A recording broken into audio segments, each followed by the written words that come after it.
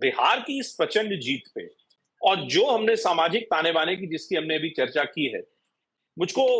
हमारे और संजय जी के ही एक बड़े अजीज मित्र हैं आजकल, वो राष्ट्रपति जी के साथ जुड़े हुए हैं, तो उन्होंने एक बहुत बढ़िया बात मुझको एक दिन कही कि बीजेपी जो है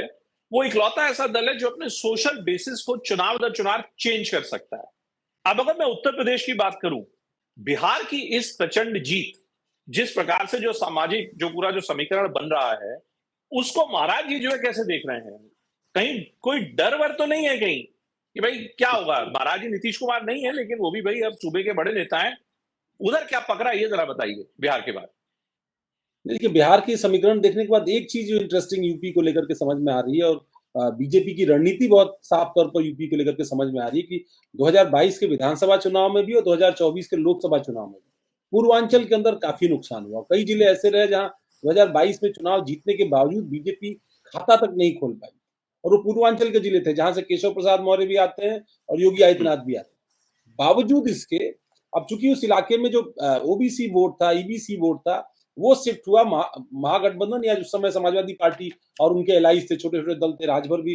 तब समाजवादी पार्टी के साथ थे। तो वो जो असर रहा वो असर कंटिन्यू करता गया, और लोकसभा के चुनाव में भी कई सारी सीटें, गोरखपुर मंडल की सीटें छोड़ दें तो बाकी तमाम सारी जगहों पर, यहाँ तक कि प्रधानमंत्री जी का जो मंडल है उसके आसपास की भी सीटें जीतने में महागठबंधन कामयाब रहा, इंडिया गठबंधन कामयाब रहा। अब जो सबसे बड़ा संकट था वो इसके पीछे क्या था, और अब जब आपको याद होगा कि एक दौर में यूपी में नीतीश कुमार को लोकसभा चुनाव लड़ाने की बात चल रही थी। ये हो रहा था कि नीतीश कुमार अगर इंडिया गठबंधन का चेहरा बनते हैं, संयोजक बनते हैं, या उनकी कोई भूमिका राष्ट्रीय राजनीति में देखी जाती है, तो उनको उत्तर प्रदेश में कुर्मी बाहुल कोई एक सीट जो है तय की जाएगी। वो चाहे सलेमपुर होगी जो देवरिया जिले में आती है, या फिर मिर्जापुर की सीट जहां अनुप्रिया पटेल लड़ती हैं, वहां से वो चुनाव लड़ सकते हैं। उनकी पार्टी ने तैयारी की थी, त्रिपाठी जी भी बताएंगे किस तरीके की तैयारी वारी हो रही थी, पोस्टर बैनर, लेकिन वो बात उसके आगे नहीं जा पाई। अब कोशिश बात की बीजेपी की है कि जो ट्रायो है, ट्रायो मतलब सम्राट चौधरी, कुशवाहा,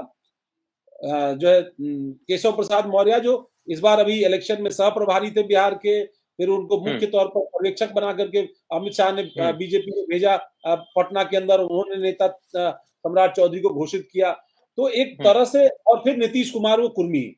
तो इन तीनों को जोड़ कर करके एक जो 10% वोट बैंक पूर्वांचल के अंदर बनता है, इस पर टारगेट करने की कोशिश बीजेपी की है, ताकि आने वाले 27 के चुनाव में यूपी में बीजेपी की संभावनाओं को, खासतौर पर जो ओबीसी वोट्स को लग रहा है कि चूंकि फॉरवर्ड चीफ मिनिस्टर है, लिहाजा ओबीसी का की गोलबंदी या पीडीए का जो कार्ड अखिलेश यादव प्ले करते हैं, उस कार्ड में कैसे हुआ जाए, तो उसके लिए ट्रायो बनाने की कोशिश हो रही है। इसलिए सम्राट चौधरी, केशव प्रसाद मौर्य और नीतीश कुमार जब ये मिलते हैं और एक फोर्स के तौर पर अगर यूपी में बीजेपी के लिए जो है कलेक्टिव कैंपेन करते हैं, कोई